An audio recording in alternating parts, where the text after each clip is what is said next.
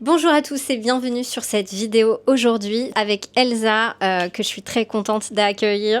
Donc pour rebondir sur la première vidéo qu'on a fait ensemble qui parlait beaucoup du féminin sacré, là justement on va parler du consentement. C'est quelque chose de vraiment hyper important et essentiel à apprendre à communiquer. Ses besoins, ses désirs, ses oui, ses non, etc.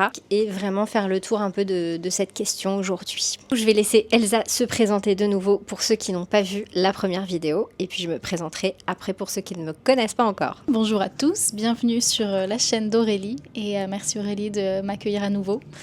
J'ai vraiment aimé la première vidéo. Si vous ne l'avez pas encore vue, allez faire un tour. Alors du coup, je me présente. Je suis psychothérapeute, sexothérapeute et spécialiste du Feminine Embodiment en anglais, donc c'est vraiment l'incarnation de son féminin. Je suis aussi consultante en gynécologie holistique, en cycle menstruel, je suis danseuse depuis bientôt 20 ans, donc j'utilise tous ces outils de vraiment reconnexion à son corps et à son féminin. Voilà, à ton tour.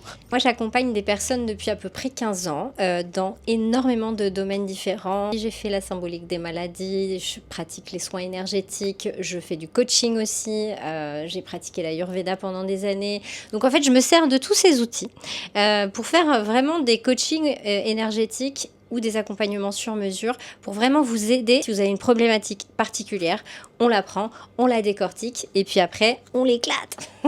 L'autre jour, je me comparais à Gogo Gadget. T'as peut-être pas connu, si. Et je me disais, ouais, moi je suis un peu comme Gogo Gadget en fait. Je vais toujours trouver une solution là où vous ne la voyez pas. Voilà, j'avais envie de me présenter comme ça aujourd'hui. Je suis passionnée aussi de développement personnel, de connaissance de soi, connaissance de l'autre, parce que pour moi, c'est la voie de l'amour, en fait, d'arriver à se connaître, à se comprendre et à comprendre les autres. Et aujourd'hui, on voulait vous parler du consentement, donc pour rebondir sur le féminin sacré, parce que c'est vraiment un sujet qui est très important. Et surtout, c'est quelque chose que je remarque qui est assez fréquent, c'est-à-dire que quand je pose la question aux personnes, voilà, comment t'as verbalisé ça si tu ne le veux pas? Et quand la personne me donne ses explications, ben souvent on repère que c'est pas clair ou que c'est pas dans l'énergie en fait. On peut avoir dit un non, mais il n'est pas entendu. Tout simplement parce qu'il n'est pas posé clairement. Alors, je vais vous donner un exemple vraiment très concret qui m'est arrivé il y a quelques années.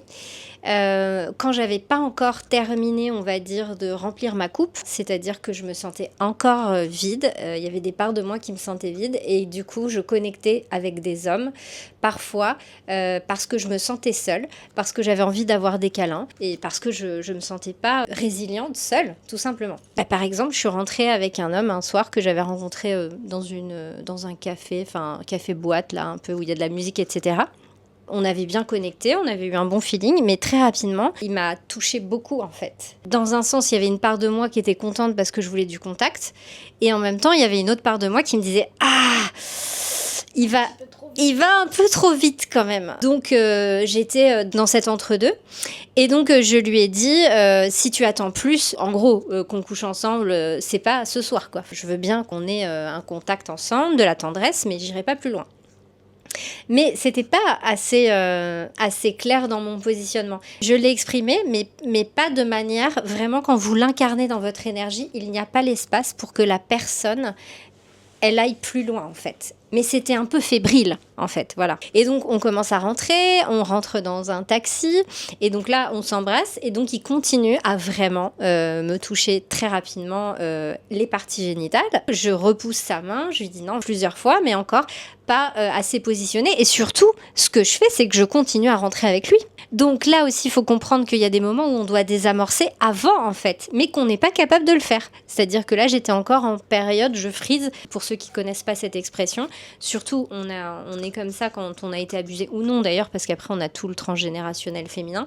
Mais du coup, je n'arrivais pas à prendre cette décision que de dire écoute, on arrête le taxi, ça fait déjà 3 fois que je te remets en positionnement ça et que tu respectes pas mon truc. Et là, dans ces cas-là, ça s'arrête. Mais du coup, c'est pour montrer les conséquences que ça donne de ne pas se positionner. On rentre chez moi, on continue à se cajoler, mais rebelote, c'est vraiment insistant. Je m'assois, je positionne clairement le truc. Je lui dis, tu te rends compte que là, t'es en train d'abuser en fait, parce que ça fait plusieurs fois que je te dis non et que tu ne m'entends pas. Donc là pourtant c'est un positionnement qui semble être assez clair. Et là la personne me fait culpabiliser en me disant mais tu me traites de violeur, de quelqu'un qui abuse, etc. Mais je suis pas comme ça.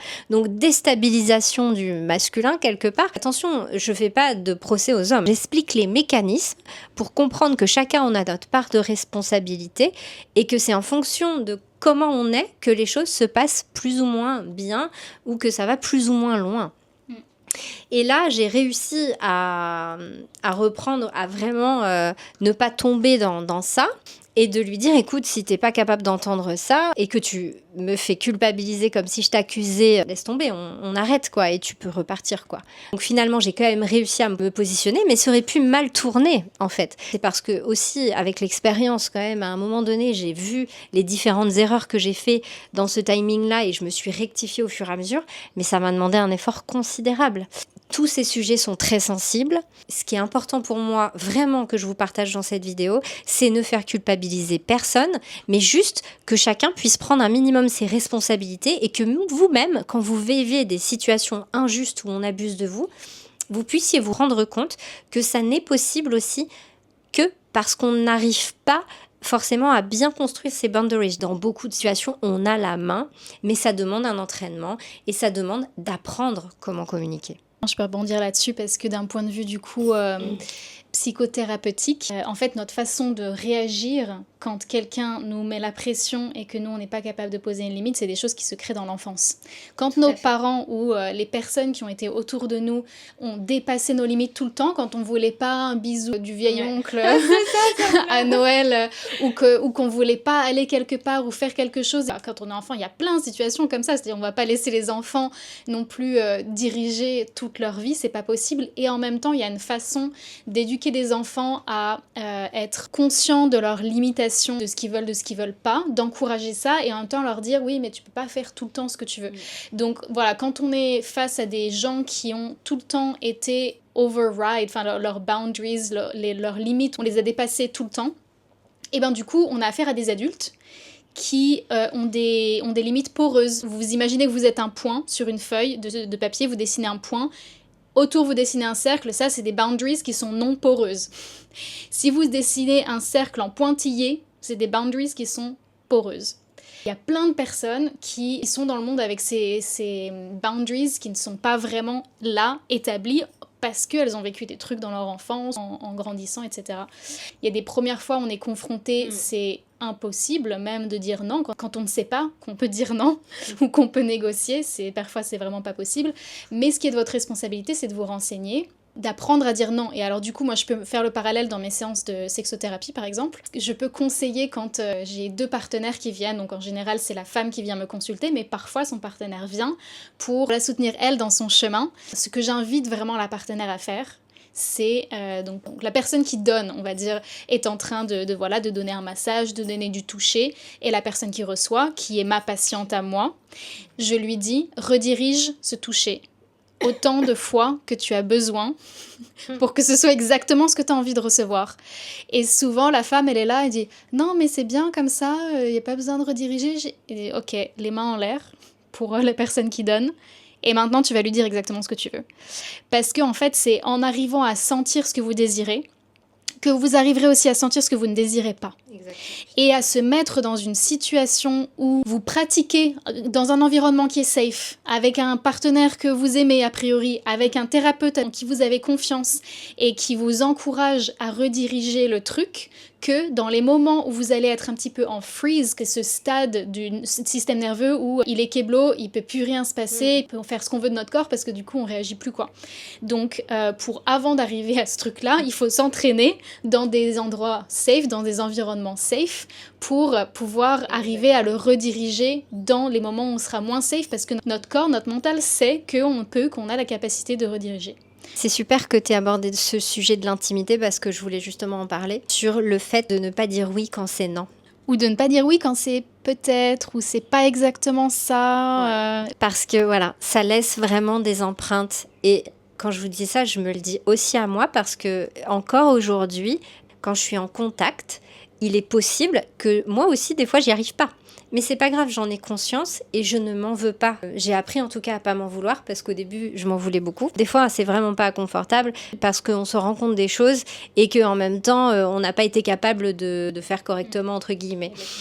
Il y a de la culpabilité, ouais. Mais bon, l'essentiel, c'est d'en avoir conscience et de y arriver le plus qu'on peut, en fait. Un truc important, c'est que même si c'est un peu un oui, mais pas exactement comme on veut, etc., dire comme on veut exactement que ça soit. Et parfois, on ne sait pas ce qu'on veut. Exactement. Donc aussi de dire ça, écoute, je ne sais pas exactement, là pour l'instant ça me va, peut-être que ça peut changer. Et en fait, c'est vraiment le travail de reconnexion au corps, de ne pas dissocier, de partir dans le mental, mais c'est vraiment de se connecter tout le temps, d'être là, d'être en connexion et de savoir est-ce que ça me va, est-ce que ça ne va pas, est-ce que mon corps est détendu, est-ce que mon corps bouge ou est-ce que mon corps est figé, est-ce que je suis dans une réaction de trauma, de freeze. Justement, pour revenir à ça, ça redirige encore sur le fait de dire non ou de dire non, mais pas comme ça, etc. C'est-à-dire que l'autre ne peut pas deviner, c'est un point mais tellement important, combien de gens me disent à chaque fois oui mais bon il pourrait dire ça, il pourrait faire ça, mais il peut pas,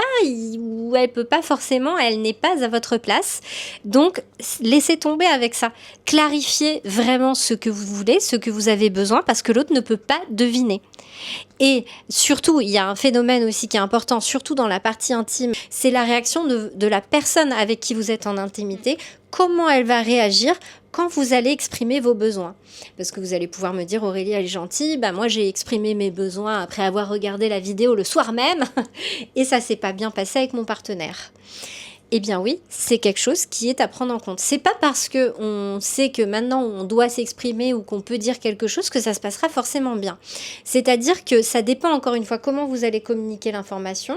Faut aussi des fois laisser le temps à son partenaire. Parfois on exprime un besoin, mais la première fois qu'il est exprimé, c'est aussi nouveau pour lui qu'on lui pose peut-être la question. Faut aussi avoir un peu d'indulgence, peut-être rééduquer, repositionner, etc. Si vraiment vous voyez qu'au bout de plusieurs fois où il n'y a aucune écoute, bon bah arrêtez avec cette personne. Est-ce qu'on continue à souffrir en permanence ou pas, quoi? Donc après, c'est encore un autre sujet, parce que c'est bien d'être accompagné pour ça aussi, pour pouvoir sortir des fois de situations douloureuses, ou même accepter qu'il faut arrêter aussi, c'est encore un autre sujet. Mais voilà, comprenez l'idée de cette part vraiment forte, énergétique, de positionnement.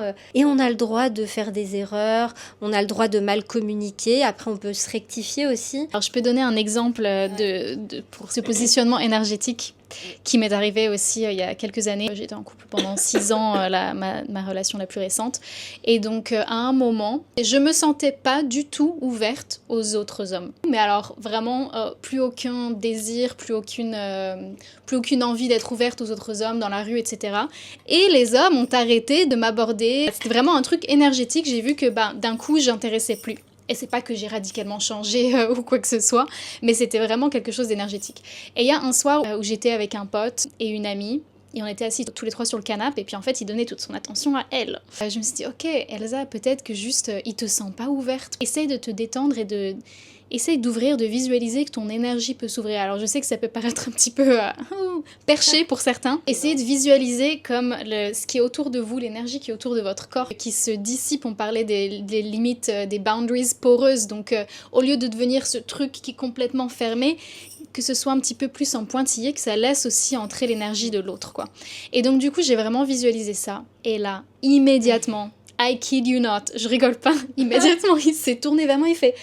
Elsa, tu veux rentrer dans la conversation? Ok, je peux vraiment influencer sur la façon dont je me positionne dans le monde par rapport aux autres. Et si j'ai envie d'être vue, pas vue. Des fois, on n'y arrive pas toujours à faire ça. Mais on s'en fout du 100% de résultats. Arrêtez d'être trop exigeant avec vous-même. Félicitez-vous quand vous arrivez à poser des limites et que vous avez réussi à être clair, même si c'est 3 fois sur 10. Retenez vraiment que c'est 3 fois sur 10 que vous avez réussi à le faire. Un exercice que je peux vous donner pour arriver à le faire sur le moment. Déjà, attrapez-vous après que ce soit fait. Et rejouez la scène dans votre tête. Comment est-ce que vous auriez aimé réagir au lieu de ce que vous avez fait? Rejouez cette scène et sentez-le vraiment. Et à un moment, bam, ça va s'incarner dans la vie. Et je vous dis ça encore une fois parce que je l'ai vécu. J'habite plus en France depuis des années. Une des dernières fois quand j'y suis allée, Dans le métro, bam, un gars me met la main aux fesses, mais de façon très légère. Moi, j'étais dans mon livre, mais j'étais à la fin. Donc, je finis le truc et je reprends conscience de mon corps. Et comme je suis très connectée à mon corps, eh ben, je l'ai senti direct. Et donc, je me tourne vers lui. Et je fais « Eh, mais vous êtes en train de me toucher le cul, là !» Et puis là, il enlève sa main, il fait « Non, non, non, pas du tout !» Je lui ai gueulé dessus, je l'ai enchaîné, mais comme je n'avais jamais réussi à faire de ma vie, mais comme je l'avais toujours imaginé, en fait. Pendant des années, je me suis dit « Putain, mais j'aurais bien aimé pouvoir réagir comme ça, j'aurais bien aimé être cette fille qui peut se connecter à sa colère dans le moment même, et puis remettre le gars à sa place, avoir le bon truc à dire bien cinglant, pour lui foutre la honte devant tout le monde. » Et pendant des années, j'ai rejoué les scènes dans ma tête jusqu'à ce qu'un jour, c'est sorti de façon instinctive. C'est-à-dire, j'ai même pas réfléchi. J'ai commencé à lui gueuler dessus. Tout le monde dans la station de métro s'est tourné. Le mec s'est enfui en courant. Donc voilà, rejouez la scène dans votre tête assez de fois pour tous ces petits trucs. Ça n'a pas besoin d'être une agression sexuelle comme quelqu'un qui vous met la main aux fesses. Mais tous ces petits trucs où vous n'avez pas envie d'être touché comme ça et comment est-ce que vous auriez aimé réagir pour que un jour, bam, votre corps, il va comprendre, il va capter, le truc, il sera intégré et la réaction va se faire automatiquement, quoi. La colère est très saine. Les femmes ont vraiment du mal à être connectées à leur colère. Et la colère, c'est la limite. C'est là, t'es en train de dépasser mes limites. Et donc, du coup, ça, c'est un autre type que je peux vous donner. Connectez-vous à votre colère de façon saine. Dès que vous sentez de la colère, ne la réprimez pas et laissez-la s'exprimer. Parce que c'est vraiment le feu, c'est l'énergie de vie, la colère. Si je peux rajouter quelque chose là-dessus, c'est vraiment embrasser votre émotion. Comme tu disais, ne pas la réprimer. Nos émotions, après, elles sont accueillies. Qu'on sait qu'on peut les accueillir, qu'on ne culpabilise pas à les avoir, mais au lieu de partir en furie, on se dit ok, là je sens que ça monte bien, vivez là ce truc, on a le droit, c'est pas grave, c'est ok, et puis après ça redescend.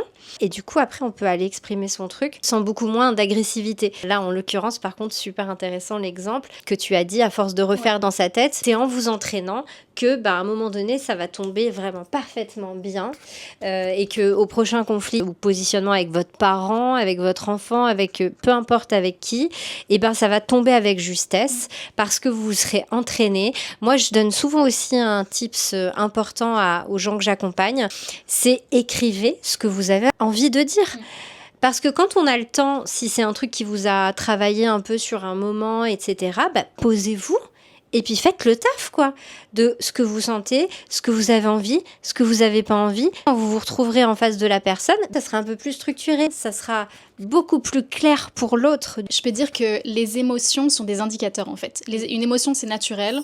La plupart des émotions, à part la tristesse, elles durent 90 secondes, donc 1 minute 30 quand on la sent vraiment. La colère, l'agressivité, ce ne sont pas du tout la même chose. Elles peuvent aller ensemble, mais c'est pas du tout la même chose. Une colère, en fait, c'est quelque chose de sain quand une limite a été franchie. Donc votre colère, elle vous renseigne sur là où c'est plus ok pour vous. Donc ça, c'est super important. Si vous êtes quelqu'un qui avait du mal à sentir vos désirs, vos limites, etc., allez chercher où est votre colère. Qu'est-ce qui vous met en colère? Parce que ça peut vous dire vraiment où sont les limites. Par rapport au consentement, je voulais ajouter aussi que quand vous exprimez vos besoins et que l'autre, par exemple votre partenaire ou votre ami, vous fait la tête comme un ado, ça c'est quand même hyper fréquent, on le rencontre mais tellement souvent dans nos relations, soit la personne vous fait la tronche, soit elle vous reproche quelque chose. Là c'est plus le côté manipulateur, etc. C'est important de revenir vers la personne et lui dire écoute, moi là le plus beau cadeau que je te fais c'est de te dire ce que je ressens. C'est rare aujourd'hui quelqu'un qui est dans son authenticité. Moi souvent quand je suis avec un interlocuteur je lui fais prendre conscience plutôt qu'il a de la chance d'avoir quelqu'un qui s'exprime vraiment devant lui, quoi. Donc ça, c'est à valoriser, en fait. Par exemple, aujourd'hui, elle s'est sentie un peu fatiguée avant de venir pour faire la vidéo. Elle m'envoie un message pour me dire « Est-ce que c'est OK pour toi si je prends une petite sieste, si je fais un petit break et tout avant ?» Bon, ouais, j'étais prête, j'avais tout et tout ça, mais en même temps, quel est l'intérêt qu'elle vienne si elle se sent pas bien dans son énergie, si elle a pas respecté son temps qu'elle avait besoin, et si moi vraiment ça me faisait trop chier qu'elle arrive trop tard, c'était à moi de dire ok, pour moi Elsa c'est trop tard, dans ces cas-là on se voit pas, tant pis, on reprogramme, ou c'est à moi de dealer si je suis ok avec cette demande. Mais en fait, c'est ma responsabilité. Quel dictateur on est, je trouve. Si on refuse à l'autre ou si on lui fait la gueule, il y a une vraie différence entre si à un moment donné on se doit se voir 10 fois et qu'elle me le fait 10 fois, là on est d'accord. Mais par contre à un moment donné quand vous exprimez un besoin sur un moment, etc., il n'y a pas de récurrence et d'abus. C'est là aussi qu'il faut faire la différence et pour recadrer avec quelqu'un. Enfin je veux dire, mais au moins... c'est de notre responsabilité à chacun de regarder, ok, qu'est-ce que ça vient chercher chez moi, quelle émotion je ressens, parce que des fois on est prêt et tout, on est au taquet, et en même temps, ok, comment on peut transformer le problème en solution, le problème en opportunité. Moi du coup j'étais inspirée, j'ai écrit de mon côté sur mon ordinateur, et puis voilà. Quelqu'un qui n'est pas capable d'entendre vos besoins, ça peut aussi être quelqu'un à qui on a toujours dit que c'était pas ok d'exprimer ses besoins. Donc là, en fait, vous vous confrontez, vous êtes en train de faire un travail sur vous pour essayer d'exprimer vos besoins, vos désirs, etc. Mais vous êtes en face avec une personne qui part du même endroit que vous, elle a du mal à exprimer ses besoins et ses désirs, mais elle n'est pas en train de faire ce travail-là. Et donc, du coup, il peut y avoir vachement de jugement, de culpabilité venant d'autres personnes qui ne sont pas forcément conscientes. Donc, c'est à vous aussi d'exprimer, de dire à la personne, mais t'as le droit d'avoir des besoins, en fait. Moi, je suis tombée avec des gens, enfin beaucoup de gens qui faisaient passer les besoins des autres avant tout le monde, tout le temps. Et en fait, c'est des personnes qui sont beaucoup dans le ressentiment. Elles le font pas à partir d'un espace de donner, elles le font à partir d'un espace où elles espèrent que l'autre va faire la même chose qu'elle. Et donc, du coup, c'est pas un vrai don. Ça vient pas du cœur. Ça vient pas à partir d'une coupe qui est trop pleine et qui, en fait, qui déborde et qui, du coup, donne aux autres à partir de ce débordement du cœur. Mais c'est... ouais, je donne parce que, du coup, j'espère recevoir en échange et voilà. Et en fait, c'est pas ces relations-là dans lesquelles vous avez forcément envie d'être. Mais ça peut être compliqué au début. Moi, on m'a beaucoup taxé d'égoïste parce que j'avais beaucoup de personnes autour de moi comme ça qui se saignaient pour les autres. Et moi, j'étais l'égoïste de service. Mais bon, j'espère qu'ils ont quand même un petit peu appris à mes côtés. Ça fait partie d'ailleurs de pourquoi certaines personnes commencent un travail sur eux et arrêtent ou alors se rétractent et ne vont pas jusqu'au bout. C'est parce que vous allez vivre le rejet, les amis. Si on a cette blessure ou l'abandon ou etc. et pour moi on les a tous. Ce que je veux dire c'est que oui, notre petit ego, il en prend un petit coup quand il est rejeté et du coup on peut penser qu'on nous aime pas.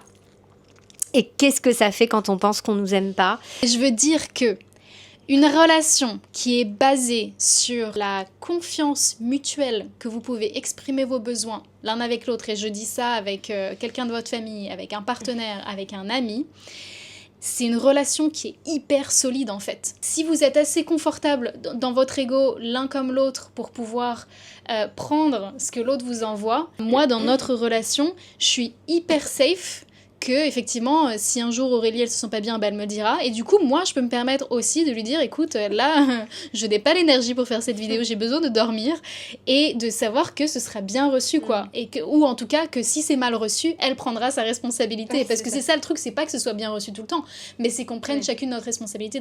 Je vais donner un exemple justement de quelque chose qui peut être très difficile à positionner, puisque au-delà du rejet, on peut aussi avoir la perte de quelqu'un qu'on aime. Là, je vais prendre un exemple avec le couple. Quand on re-rentre en relation avec quelqu'un, par exemple, avec qui on a été... Ça arrive souvent, ça. Il y a des séparations ou des moments où on n'est plus ensemble. C'est un exemple qui peut servir à pas mal de personnes. On a tous fait ça, arrêter une relation et puis la reprendre à un autre moment donné. Ce que je veux dire, c'est que soit quand quelqu'un re-rentre dans notre vie, soit quand c'est le début d'une relation, si vous n'êtes pas en accord avec quelque chose... c'est important de le dire dès le départ en fait, ou le plus vite possible. Sinon on laisse s'installer des choses que l'autre pourra pas comprendre non plus après, ou alors ça va lui exploser en pleine tronche quand vous allez en avoir jusque là en fait, et qu'à un moment donné vous allez cracher votre frustration, tout ça en pleine tête de l'autre, et l'autre il n'a pas eu les signaux, il peut pas comprendre quoi, et ça peut déclencher, mesdames, de la violence envers l'autre peut être violent avec vous. C'est pour ça que le sujet de la violence, il est très subtil, parce que moi je me suis vue dans des relations accumuler trop et du coup péter un gros câble, et après la personne a pu être violente avec moi. Alors ça n'excuse pas que la personne soit violente avec soi, mais imaginez-vous, tout d'un coup, il se prend un truc en pleine face qu'il n'a pas pu venir. Donc, il suffit qu'il ait un passif avec des émotions un peu difficiles ou alors vécu un peu de violence dans son enfance. Et là, on se fout sur la tronche et on se fait beaucoup de mal. Donc, à un moment donné, si vous êtes fatigué de vivre des situations qui sont douloureuses, des choses qui se reproduisent, travaillez dessus, quoi. Prenez votre responsabilité, sinon ça s'arrête jamais. Alors du coup, pour conclure, je voudrais juste qu'on revoie un petit peu les différents trucs dont on a parlé. On a parlé du consentement, le fait de dire non, mais le fait de dire non et d'incarner son non. Pas juste un non verbal, mais un non énergétique aussi, d'avoir une boundary, une limite qui est non poreuse, qui est vraiment complète.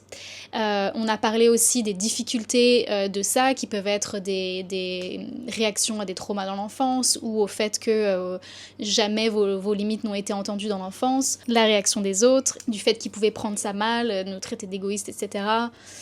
Quoi d'autre ? De se connecter plus à son corps, du coup pour... Et à l'émotion. Et à l'émotion, voilà, pour écouter bien ses besoins, bien gérer ses émotions, qui arrivent, en prendre soin. On a parlé de fait de prendre sa responsabilité aussi, donc dans les relations, faire sa propre part du job. Et après, il y a plein de choses qui changent. Voilà, je crois qu'on a fait le tour. On a dû oublier quelques trucs. Vous regarderez comme ça fait teasing. Si vous aimez ce qu'on fait, appuyez, mettez un gros j'aime et tout, ça nous aide, ça nous supporte. Merci beaucoup d'avoir regardé ça et puis à la prochaine. Ouais, à la prochaine. Et si vous sentez que ça peut aider des copines à vous, des amis, des proches, etc., vraiment partagez la vidéo parce que du coup, je pense que ça peut apporter à énormément de personnes. Et donc ça, c'est un petit geste de redistribution de surplus aussi. Et puis, si vous avez envie d'aller un peu plus profondément dans ces sujets-là, nous, on est là pour vous accompagner aussi. Donc voilà, c'est notre spécialité, les amis. Voilà. Bon, on vous embrasse et puis bonne journée à tous. Ciao, ciao. Ciao.